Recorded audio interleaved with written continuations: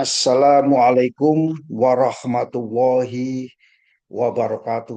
Kawan-kawanku, para praktisi maritim yang kami banggakan, hadir kembali bersama saya, Saifuddin Tahir, di dalam channel Sinau Kapal. Kawan-kawanku semua, tentunya kita tidak asing lagi dengan istilah apa itu ISM Code atau International Safety Management Code. Dan tentunya di dalam ISM Code ada suatu manual yang kita kenal dengan Safety Management System, ya. Ada manual, ada satu buku yang. Nah, buku tersebut adalah buku yang secara apa itu nyata harus kita implementasikan, bahwa Safety Management System atau SMS atau SMK, Sistem Manajemen Keselamatan, itu bukanlah sekedar dokumen, ya, bukan hanya sekedar dokumen untuk mengoperasikan agar kapal itu selamat, bukan hanya sekedar dokumen, dan bukan hanya sekedar formalitas agar perusahaan pelayaran mendapatkan sertifikasi ISM Code, bukan sekedar itu.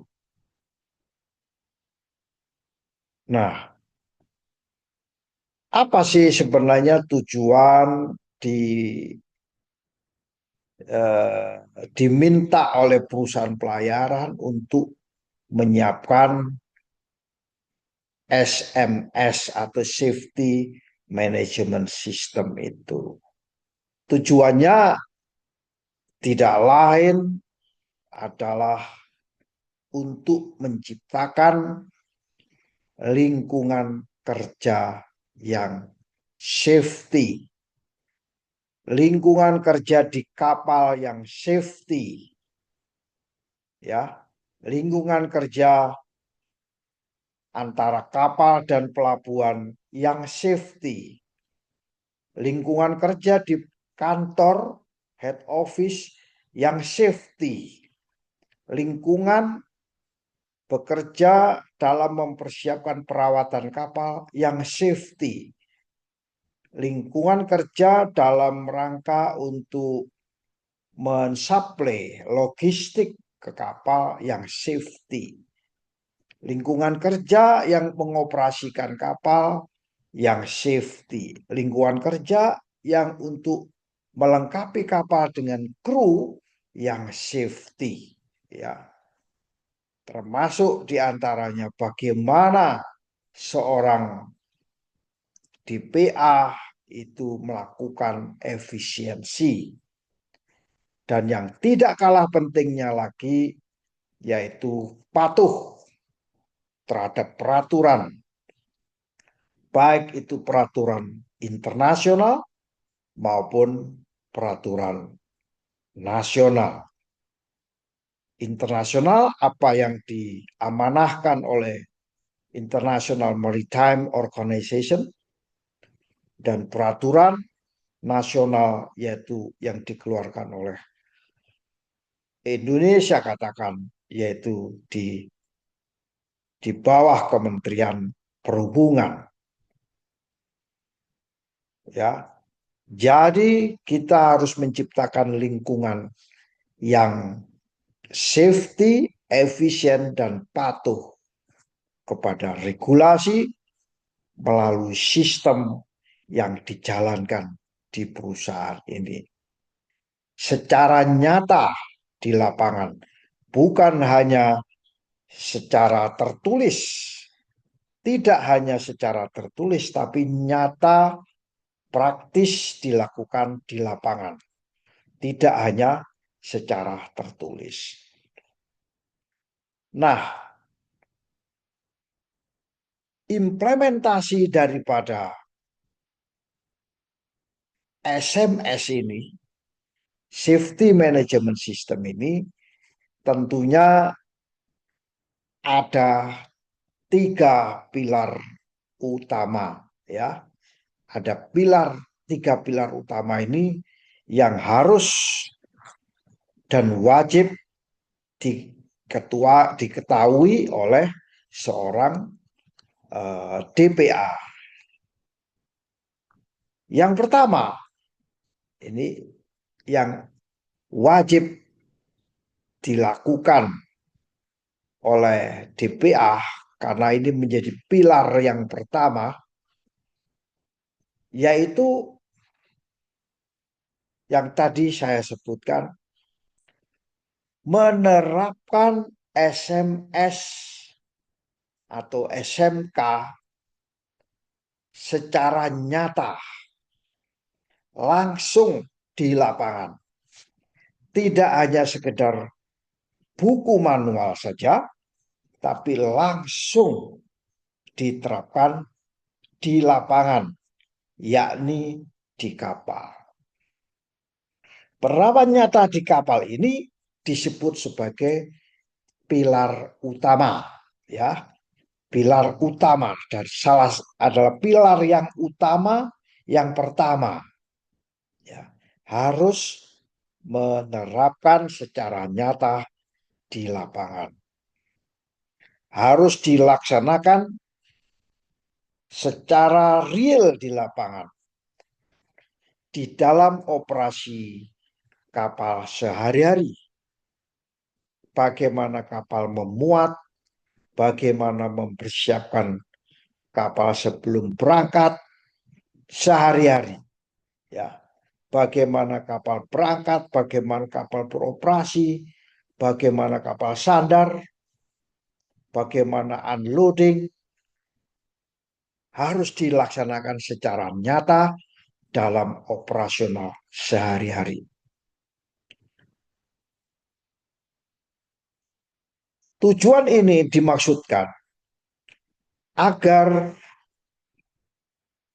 kru kapal atau siapapun yang berada di kapal itu menjadikan suatu habit atau kebiasaan kerja, menjadi kebiasaan kerja sehari-hari di kapal, bukan hanya dalam wacana, apa itu di dalam teks,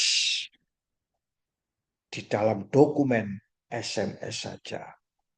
Jadi seorang DPA wajib memberikan sosialisasi bahwa buku yang sudah ada itu, yang sudah di-approve oleh pemerintah Republik Indonesia untuk dilakukan agar menjadi kebiasaan sehari-hari, ya.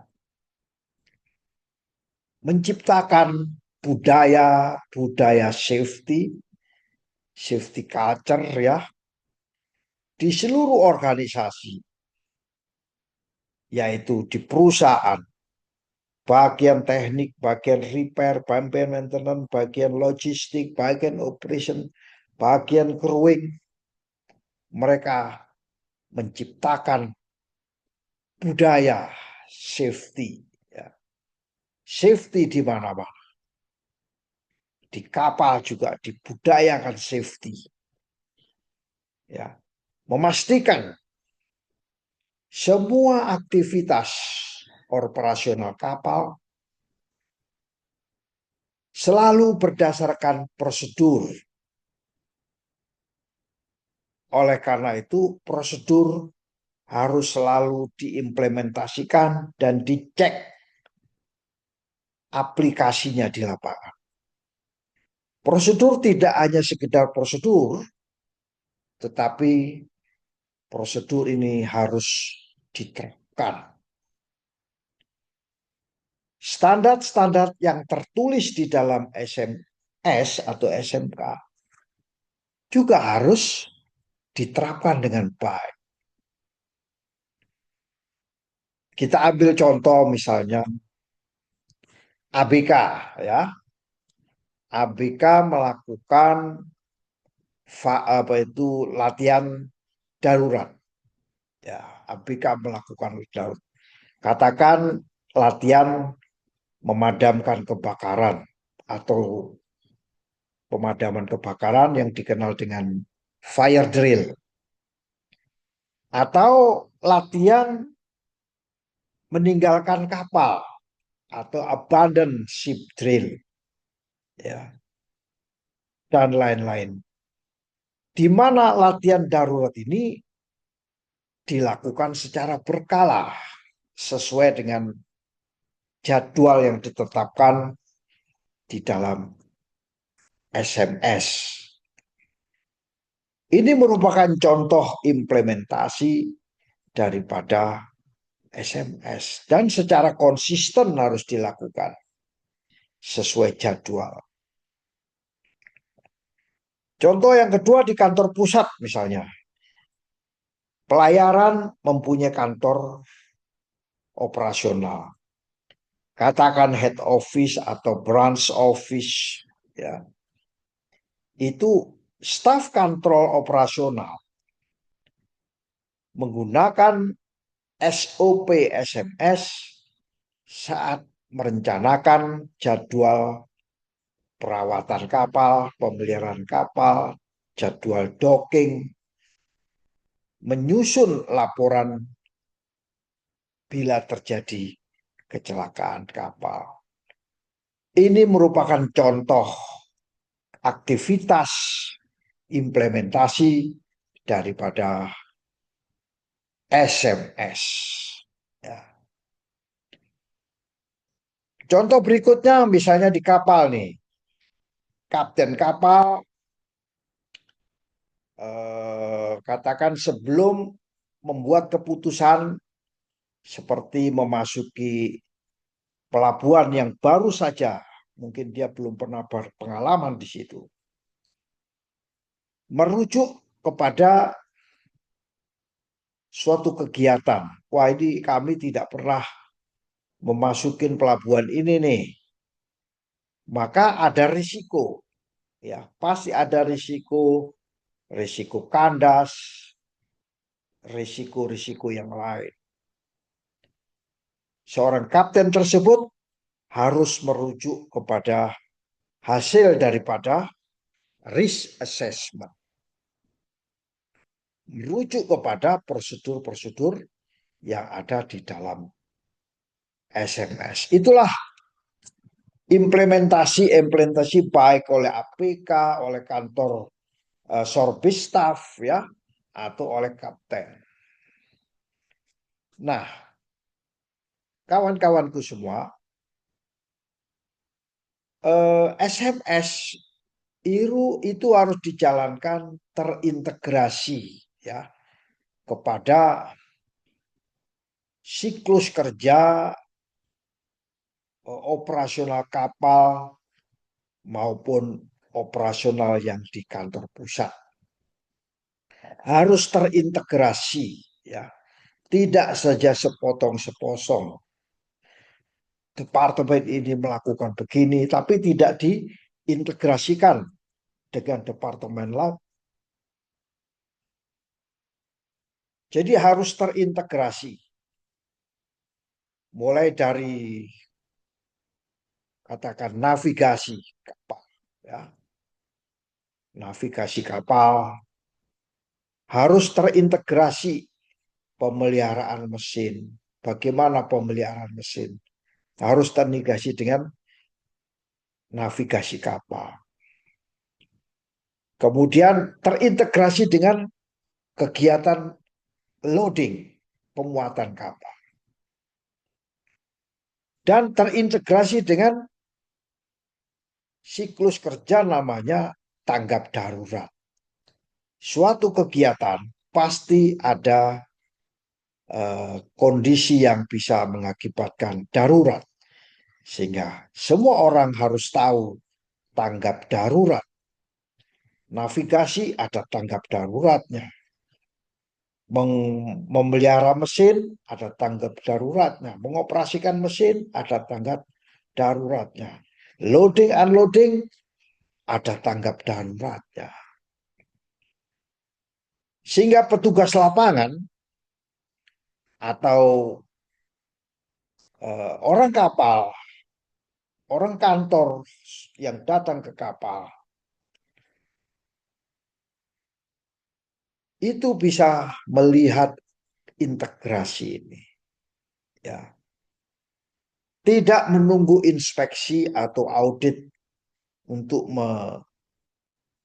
memulai menjalankan prosedur. Tugas lapangan juga kita harus mencatat apakah prosedurnya ini sudah sesuai, bisa diaplikasikan apa tidak. Jadi manajemen tidak menunggu inspeksi atau menunggu audit untuk memulai menjalankan prosedur. Jadi kawan-kawanku semua, pilar yang pertama ini kita kenal dengan penerapan secara nyata di lapangan, tidak hanya sebagai wacana secara tertulis di SMS. Ini kadang-kadang SMS hanya dijadikan buku saja, bahkan dimasukkan ke lemari, bahkan ke laci, ya. Bahkan mungkin 1 tahun tidak pernah disentuh. Ini harus kita ubah habitnya menjadi habit safety culture. Baik kawan-kawanku semua, yang kedua, apa yaitu pilar daripada SMS. Pilar kita menerapkan SMS ini apa?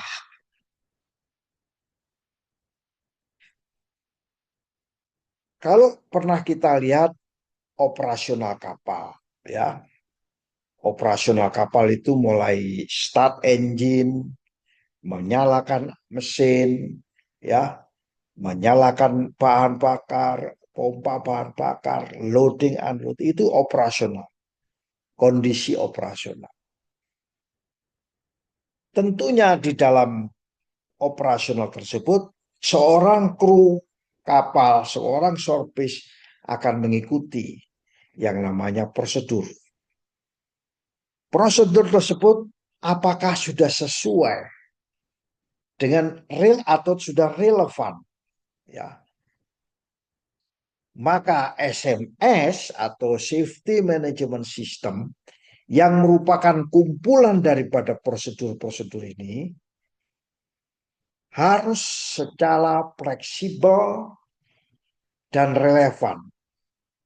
Fleksibel bisa disesuaikan, bisa di-adjust, tidak kaku, ya, dapat disesuaikan dengan kondisi real di kapal, kondisi real di kantor, sehingga ada kesesuaian dan relevansi. Ini adalah pilar yang kedua, ya, pilar yang kedua. Nah, perubahan-perubahan terkait dengan kesesuaian ini, operasional kapal, oh ini sudah nggak cocok ini prosedur ini. Baik kita modified dengan ini, yang lebih sesuai, yang lebih relevan. Regulasinya sudah regulasi baru, ya, jadi harus disesuaikan. Ya, kemudian lingkungan kerjanya pun tadinya mesinnya pakai A karena dirubah, lingkungan kerjanya berbeda pakai mesin B. Ya.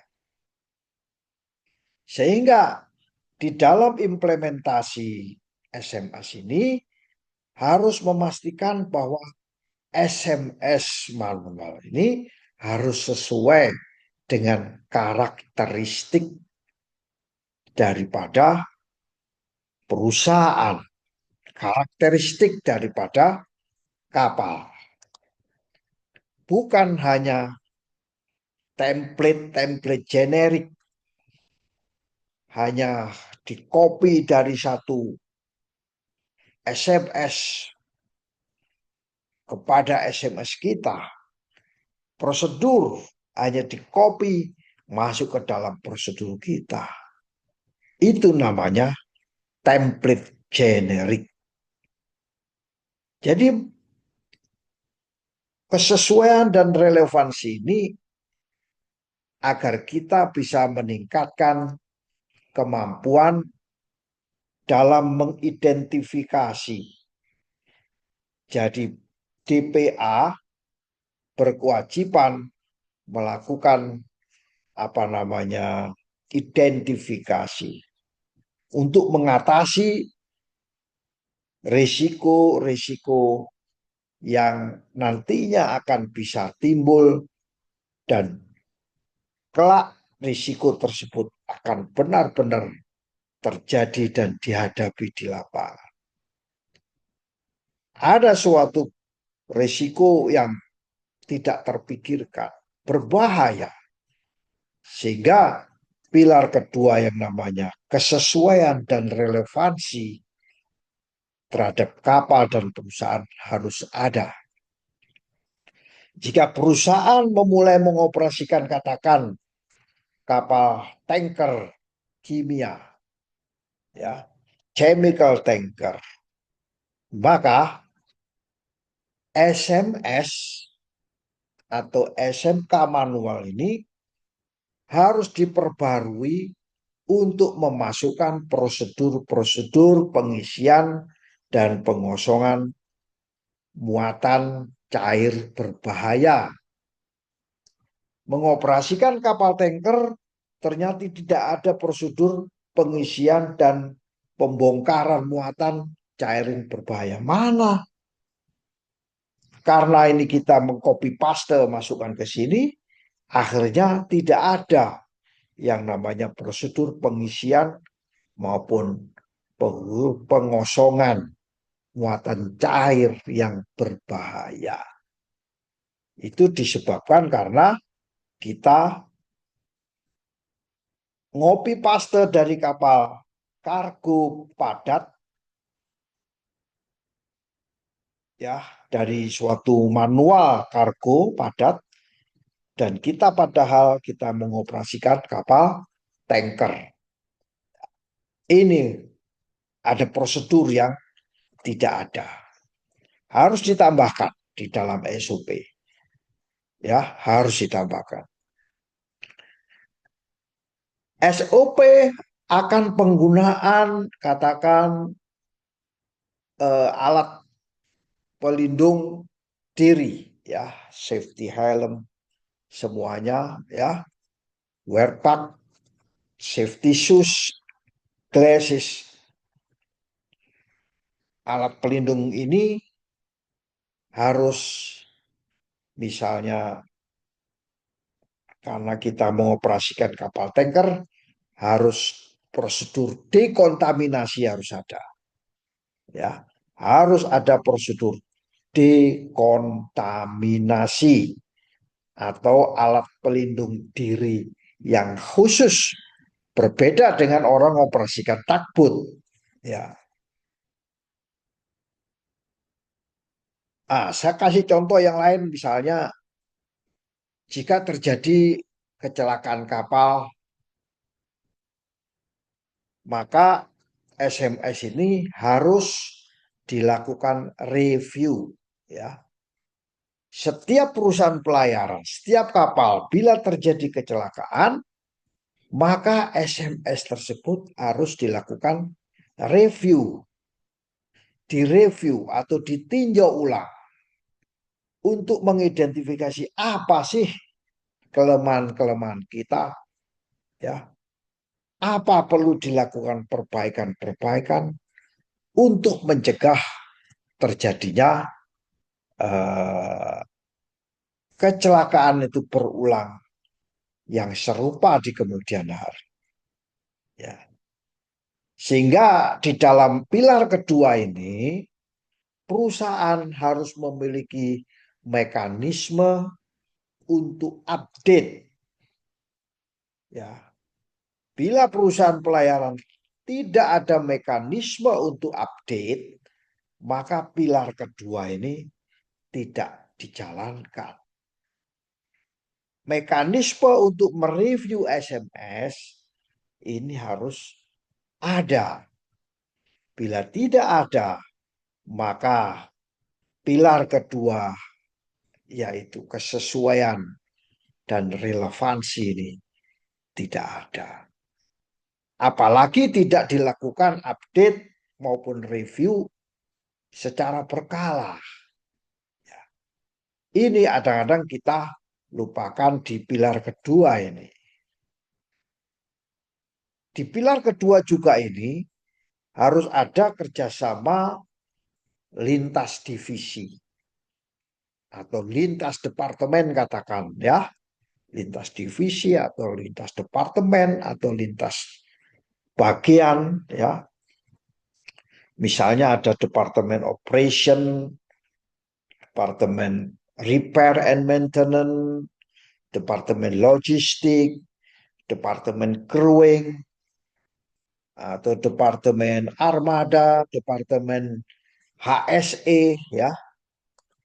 Jadi harus ada kerjasama lintas departemen untuk mengidentifikasi kebutuhan-kebutuhan perubahan pada dokumen daripada SMS itu.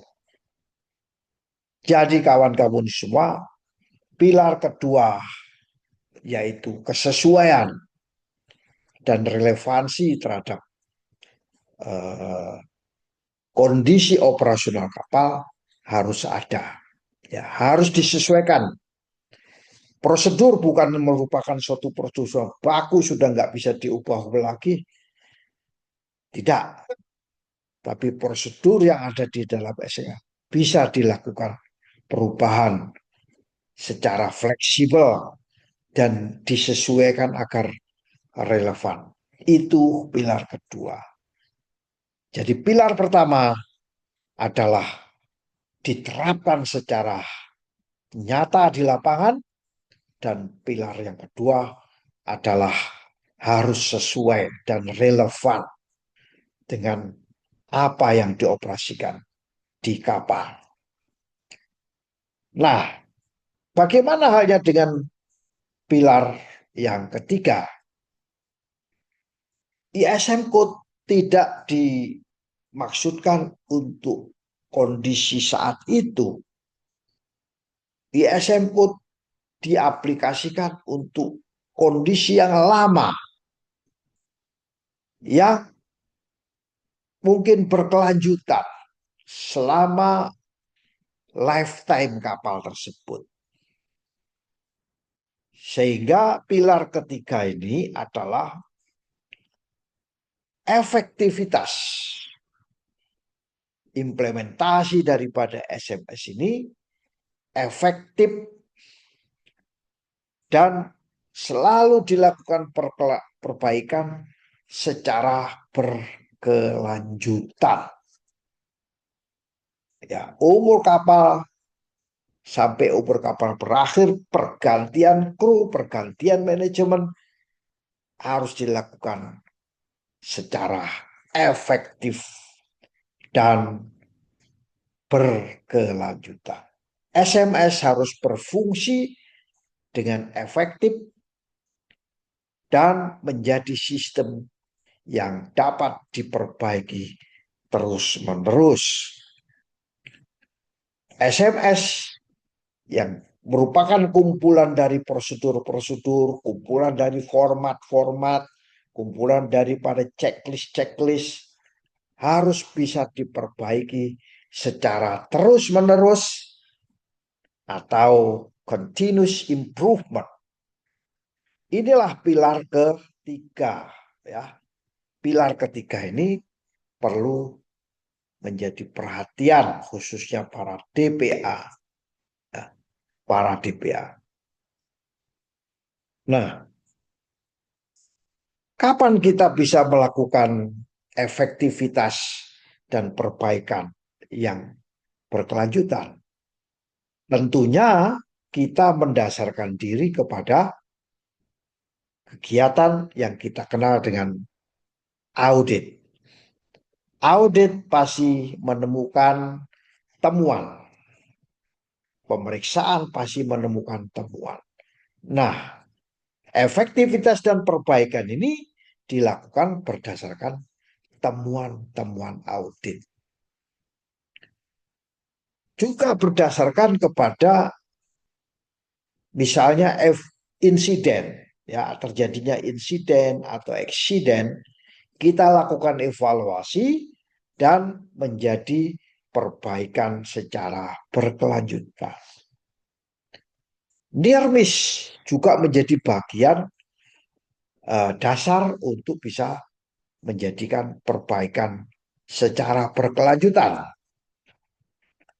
Masukan dari kru kapal, dari kapten kapal, KKM, perwira perwira, dari kru yang lain, dari staf yang ada dari darat, service staff, merupakan dasar untuk bisa melakukan perbaikan secara berkelanjutan.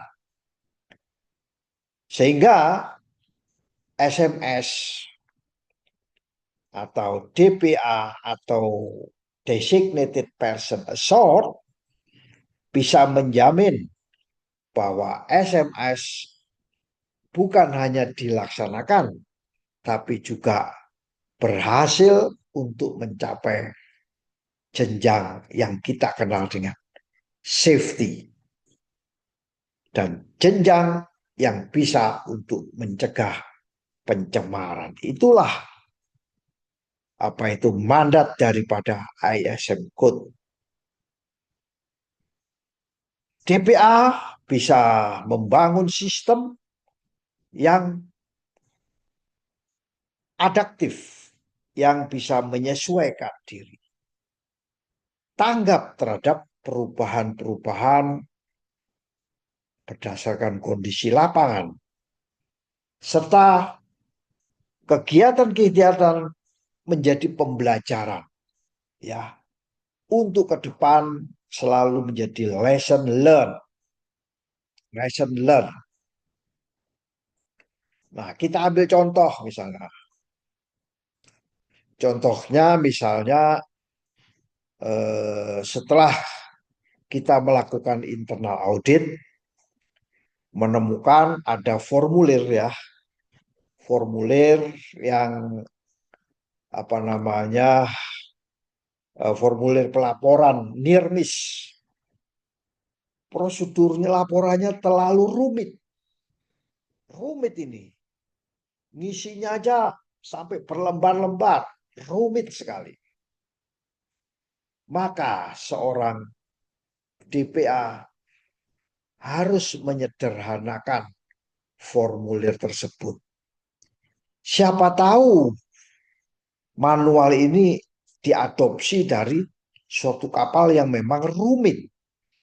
Sementara kita mengoperasikan kapal yang tidak serumit kapal yang sebelumnya.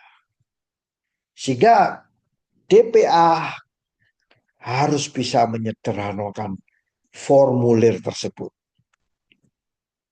DPA harus bisa memberikan pelatihan, ya, bagaimana cara membuat laporan yang lebih sederhana, ya. Ya, hasilnya misalnya frekuensi daripada pelaporan tersebut near miss akan meningkat. Yang tadinya nggak ada yang namanya laporan near miss. Tidak pernah kita menjumpai laporan hampir terjadi kecelakaan.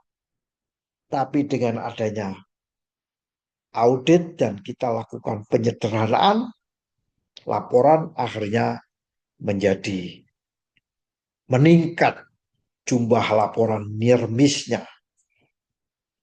Karena kru lebih nyaman untuk melaporkan. Dulu kru tidak nyaman untuk melaporkan, tapi kali ini kru itu nyaman. Ini contoh, ya, ini sekedar contoh implementasi daripada internal audit. Nah, aspek pilar nomor 3 yaitu berkelanjutan ini, DPA harus secara aktif, ya, untuk mereview sistem, mereview prosedur, mereview formulir, checklist, mereview pelaporan, harus dilakukan review. DPA harus menggunakan data-data yang sudah dilaporkan, data insiden, daftar-daftar insiden, daftar eksiden, daftar near miss, untuk menganalisis tren daripada risiko.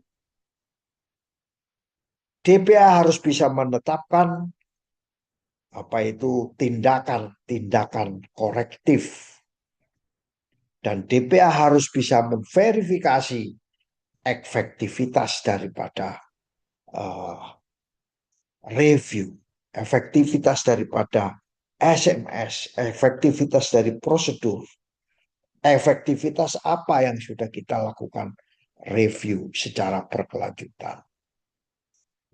Nah, itulah namanya pilar, yaitu kita kenal dengan pilar efektivitas dan upaya perbaikan yang secara berkelanjutan. Jadi kalau kita menyimpulkan di dalam 3 pilar implementasi ISM Code ini, yang pertama yaitu penerapan nyata, di mana pelaksanaan SMS ini fokusnya sebagai kegiatan rutinitas sehari-hari di lapangan, bukan hanya sebagai formalitas. Sehingga dengan penerapan nyata tersebut, kita punya manfaat yang namanya budaya kerja yang aman, safety, dan patuh kepada standar. Yang kedua, pilar kedua namanya kesesuaian dan relevan. Jadi penyesuaian SMS terhadap jenis kapal, tanker, kapal gas carrier, kapal kontainer, kapal penumpang, kita lakukan penyesuaian rute, penyesuaian regulasi dan pengalaman di lapangan. Karena pilar kedua ini, maka sistem lebih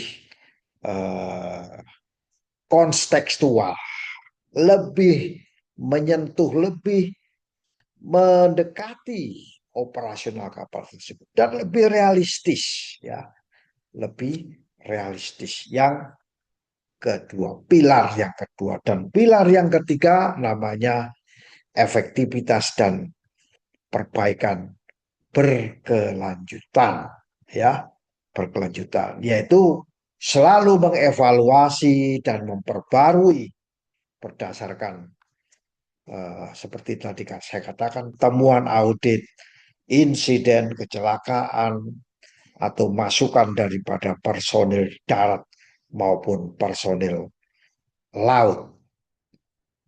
Apa manfaat daripada pilar ketiga? Yaitu SMS yang terus berkembang dan mampu mencegah terjadinya kecelakaan kapal dan pencemaran laut yang ada di sekitar kita. Itulah kira-kira kawan-kawan kita semua, bahwa implementasi daripada SMS memiliki tiga pilar. Semoga sharing singkat ini bisa bermanfaat bagi kita semua. Wassalamualaikum warahmatullahi wabarakatuh.